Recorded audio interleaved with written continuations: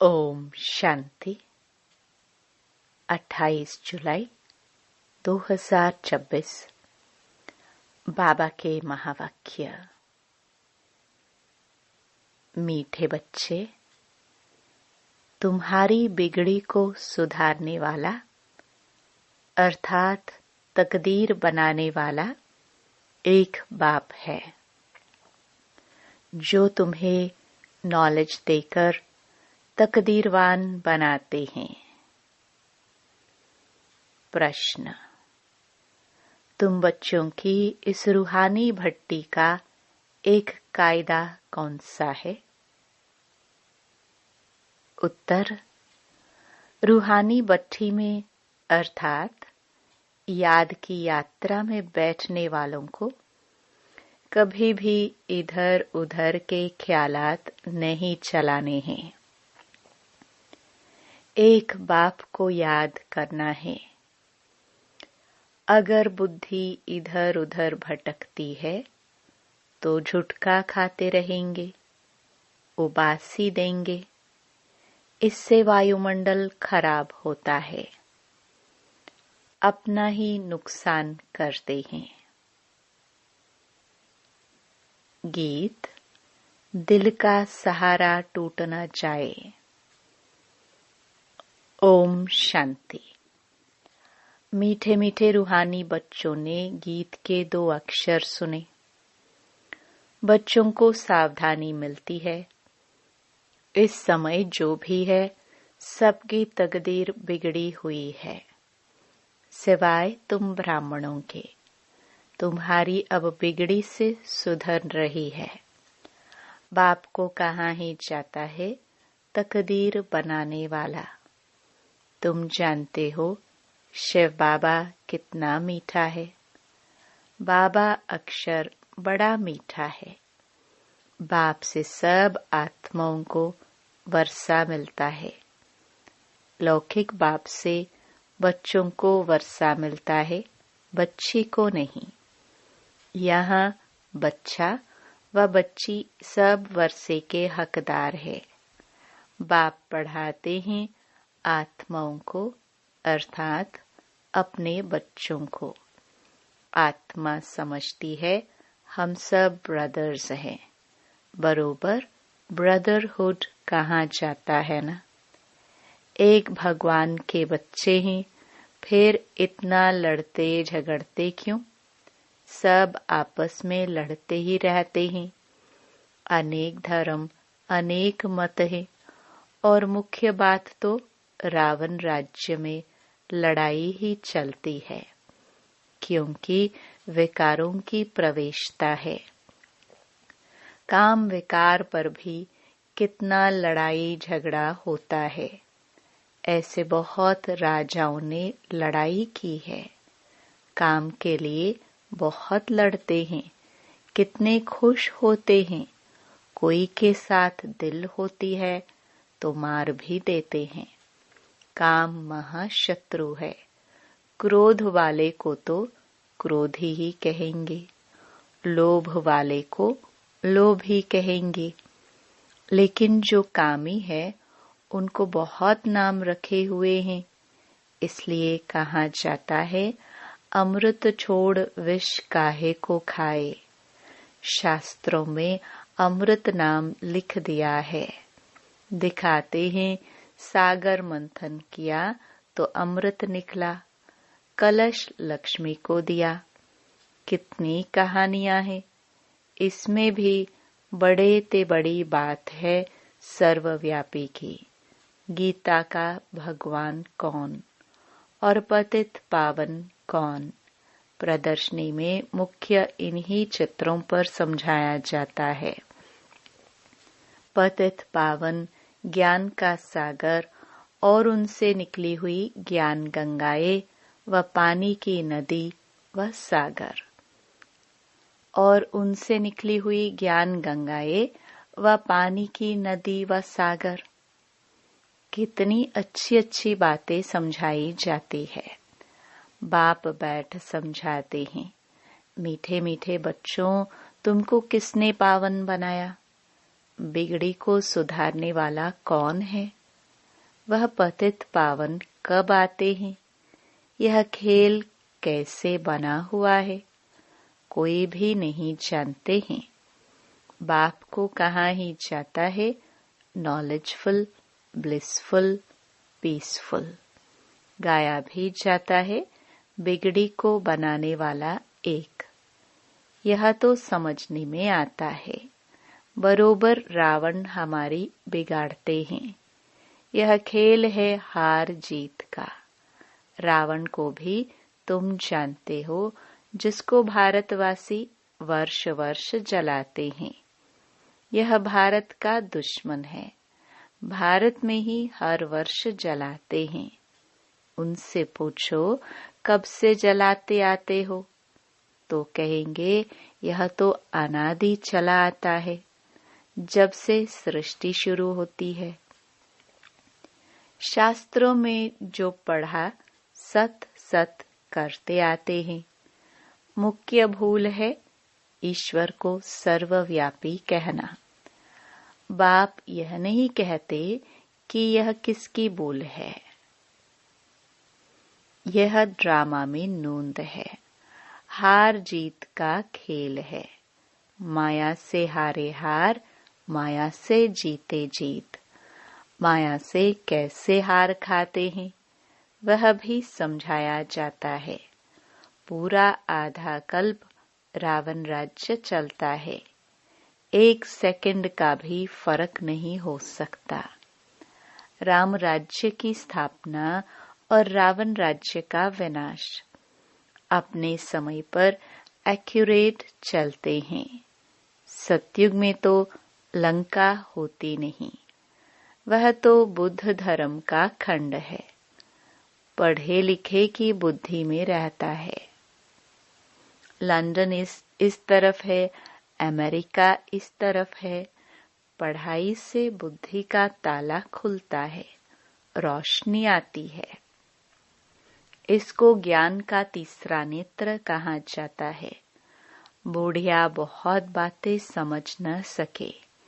इन्हों को एक मुख्य बात धारण करनी है, जो ही अंत में काम आती है।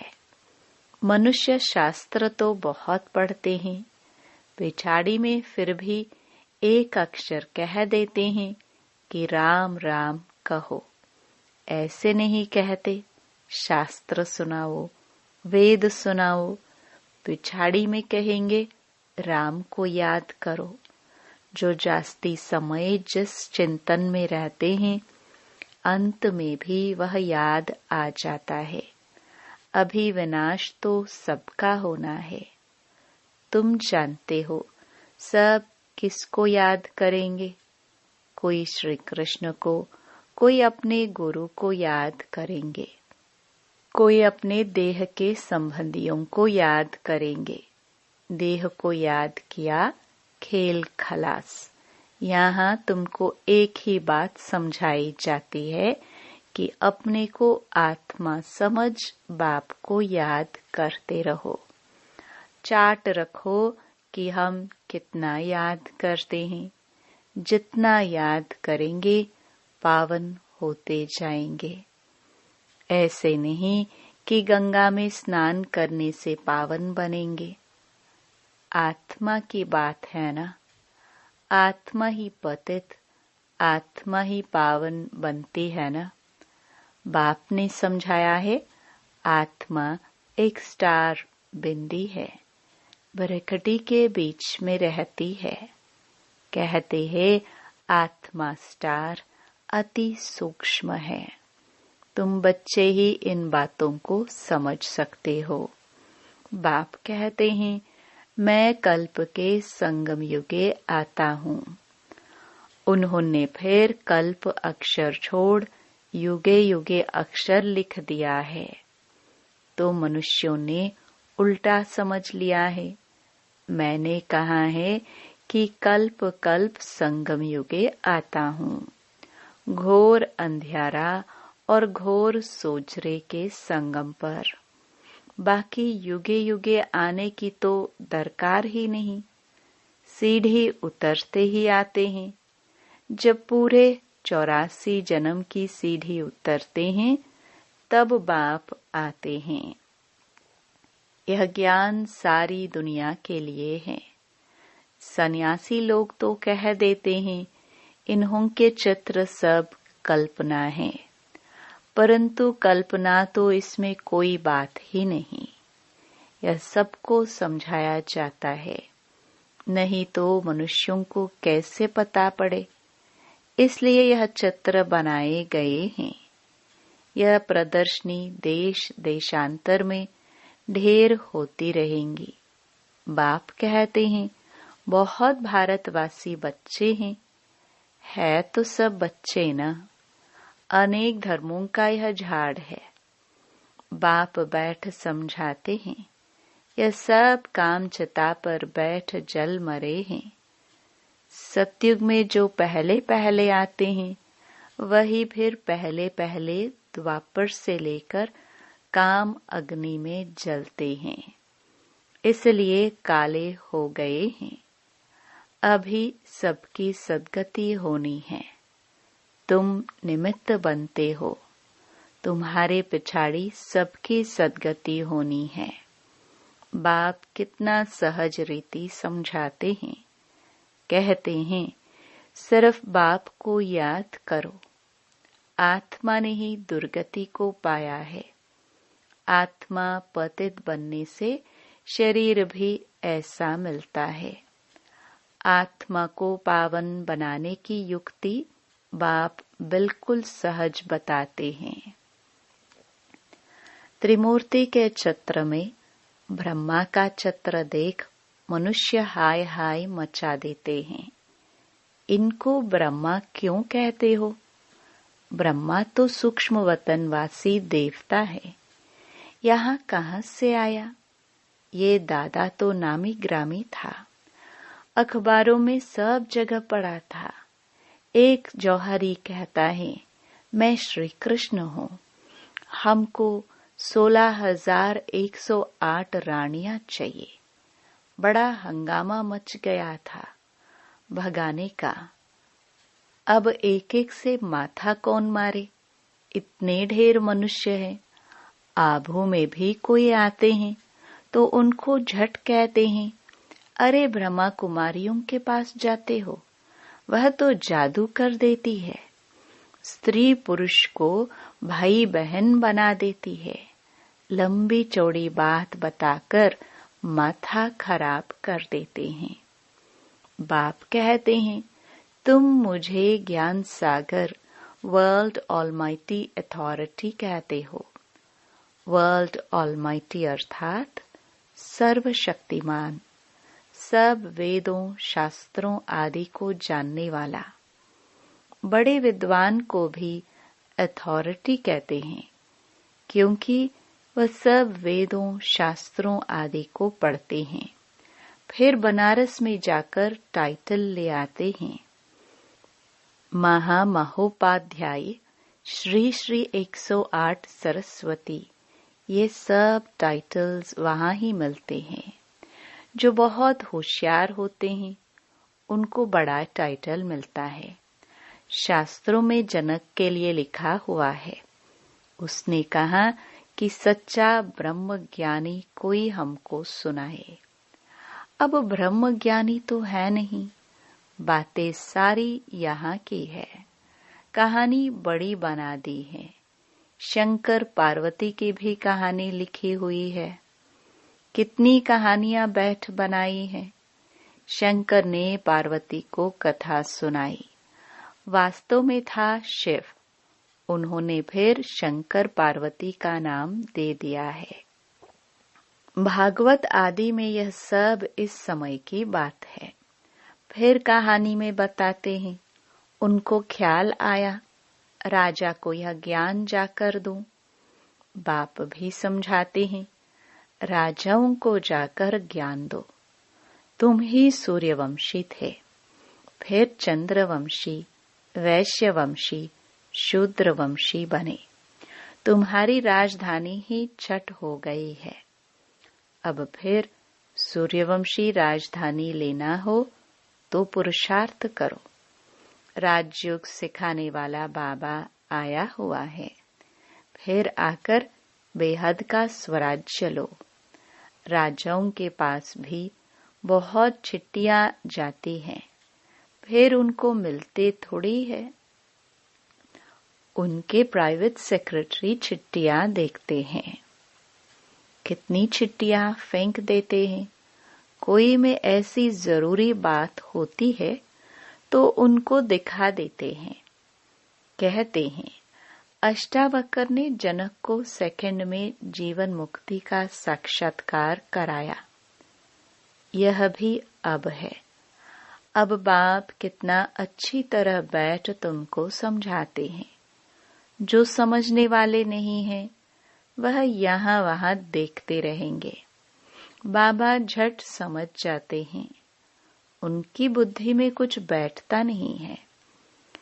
बाबा चारों तरफ देखते भी हैं, सभी अच्छी तरह सुनते हैं। इनकी बुद्धि कहाँ भटकती रहती है। उबासी देते रहते हैं। ज्ञान बुद्धि में नहीं बैठेगा तो झुटके खाते रहेंगे, नुकसान हो जाता है। कराची में इन बच्चों की भट्टी थी। कोई झुटका खाता था तो फिर झट बाहर निकाला जाता था। अपने ही बैठते थे, बाहर का कोई आता नहीं था। शुरू में इन्हों का बड़ा पाठ चला। लंबी हिस्ट्री है। शुरू में तो बच्चियां बहुत ध्यान में चली जाती थी। अभी तक भी कहते रहते हैं जादू है। परमपिता परमात्मा को जादूगर कहते हैं ना। शिव बाबा देखते हैं इनके बहुत प्रेम है, तो देखने से ही झट ध्यान में चले जाते हैं। वैकुंठ तो भारतवासियों को बहुत प्यारा है। कोई मरता है तो भी कहते हैं वैकुंठवासी हुआ, स्वर्गवासी हुआ। अभी यह तो है ही नरक, सब नरकवासी हैं। तब तो कहते हैं फलाना स्वर्गवासी हुआ, परंतु स्वर्ग में तो कोई जाता ही नहीं है। अभी सिर्फ यह तुम जानते हो। हम स्वर्गवासी थे, फिर 84 जन्म ले नरकवासी बन गए हैं। अब फिर बाबा स्वर्गवासी बना रहे हैं। स्वर्ग में है राजधानी। राजधानी में बहुत पद हैं।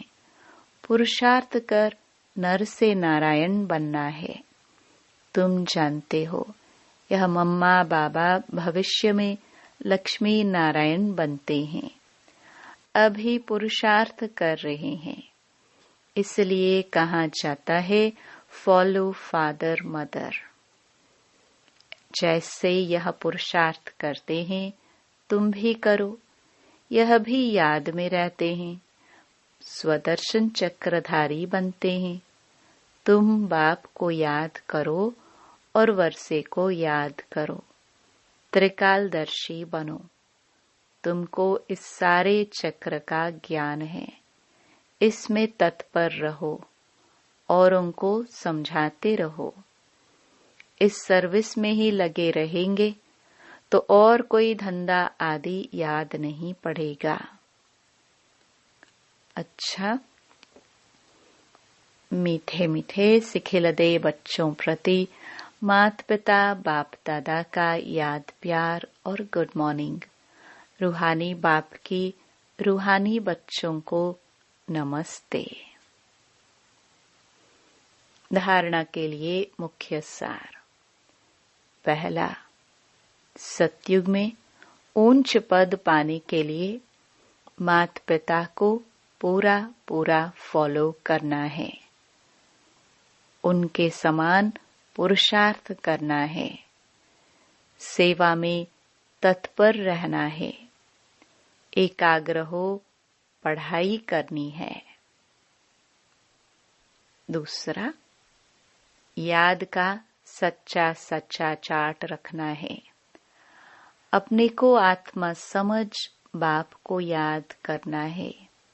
देह व देहधारियों को याद नहीं करना है। वरदान। अपने हाईएस्ट पोजीशन में स्थित रहकर हर संकल्प, बोल और कर्म करने वाले संपूर्ण निर्विकारी भव।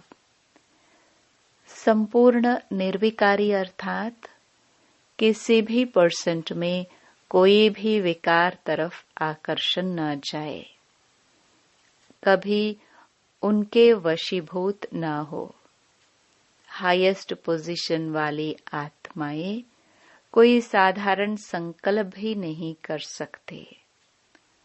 तो जब कोई भी संकल्प व कर्म करते हो तो चेक करो कि जैसा ऊंचा नाम वैसा ऊंचा काम है। अगर नाम ऊंचा, काम नीचा तो नाम बदनाम करते हो। इसलिए लक्ष्य प्रमाण लक्षण धारण करो, तब कहेंगे संपूर्ण निर्विकारी अर्थात होलिएस्ट आत्मा। स्लोगन। कर्म करते करन करावन हार बाप की स्मृति रहे तो स्वपुरुषार्थ और योग का बैलेंस ठीक रहेगा। ये अव्यक्त इशारे ज्वाला स्वरूप स्थिति में रह शक्तिशाली याद का अनुभव करो। इस कलयुगी तमो प्रधान जर्जरीभूत वृक्ष की दुर्दशा देखते हुए ब्रह्मा बाप को संकल्प आता है कि अभी अभी बच्चों के तपस्वी रूप द्वारा, योग अग्नि द्वारा इस पुराने वृक्ष को भस्म कर दे, परंतु इसके लिए संगठित रूप में फुल फोर्स से योग ज्वाला प्रज्वलित चाहिए। तो ब्रह्मा बाप के इस संकल्प को साकार में लाओ। ओम शांति।